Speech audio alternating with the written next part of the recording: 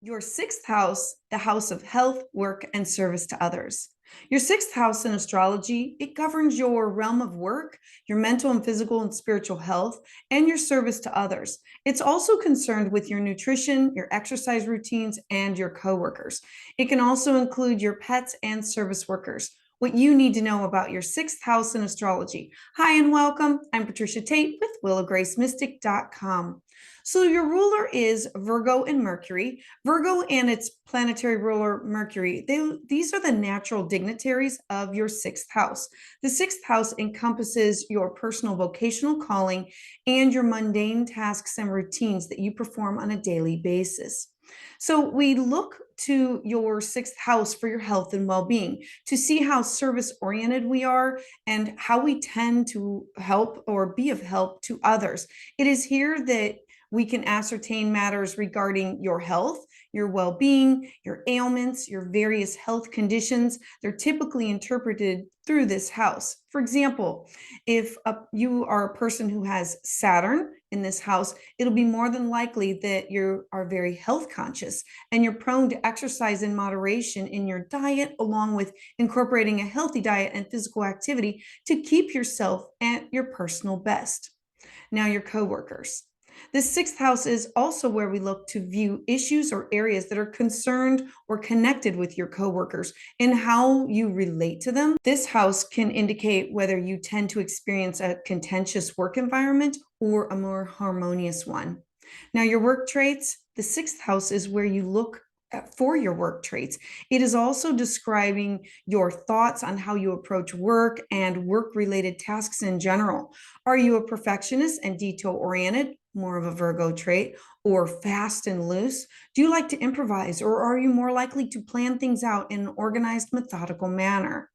Your daily tasks, this house is associated with your everyday routines.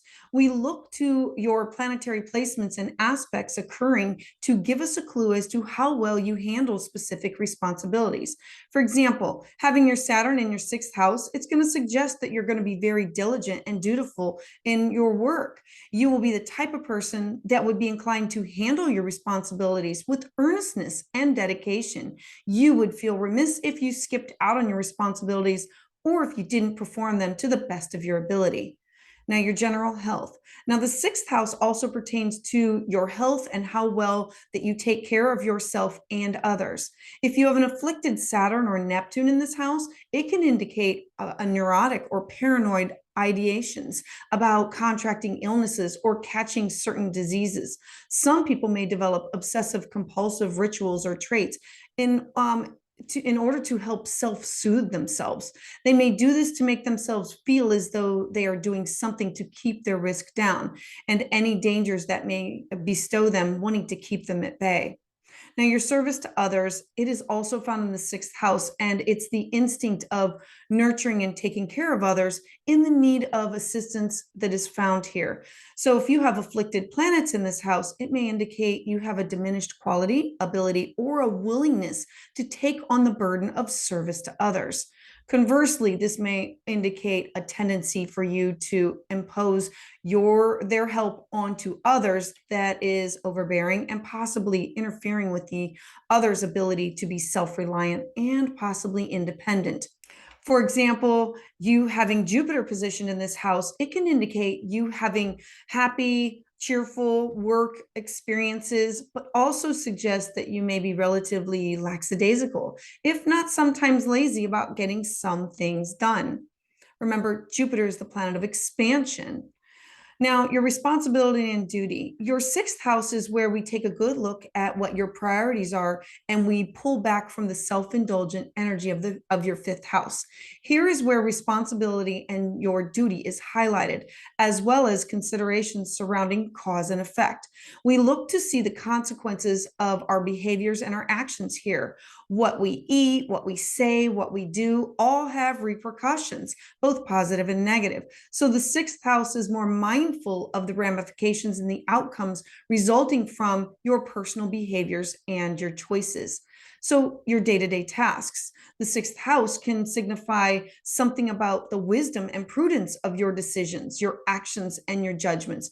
Furthermore, your sixth house is concerned with the down to earth and practical needs of your everyday living, in contrast to the idealistic pursuits of your opposite, the 12th house. Your sixth house defines how you structure your life and you perform your daily tasks that are essential to your physical existence. Now we look here for boundaries and limitations. Your sixth house pertains to your boundaries, your limitations, but also your sense of purpose and your life's mission. We are all working towards something that we feel meaningful and rewarding. So those who do not feel a sense of purpose and drive, they're bound to fall into a state of sadness or depression. The aspects of our day-to-day lives that are routine and habitual are the domain of your sixth house. It pertains to a sense of direction and your productive action. It can also entail the process, procedures, and methods involved with making a set of objectives achievable for yourself.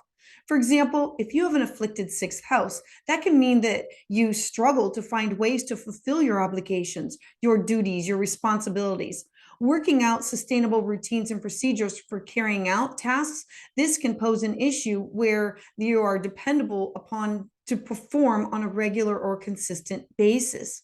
Now, on the positive side, if you have a prominent sixth house, a place of importance in doing work that is meaningful and fulfilling is going to be very important to you. You're going to be driven to serve others and to be an asset to whatever organization or collective that you're a member of. Furthermore, you're an excellent team player who look to help others when needed. So it's in your sixth house that we find your ethics, your principles that govern how business is conducted. It addresses the daily dealings of your life. These simple matters keep us engaged to do the important work of your choosing. So I hope that you learned something new. I would love to hear about your thoughts in the comments below. To learn more, please hit like and subscribe.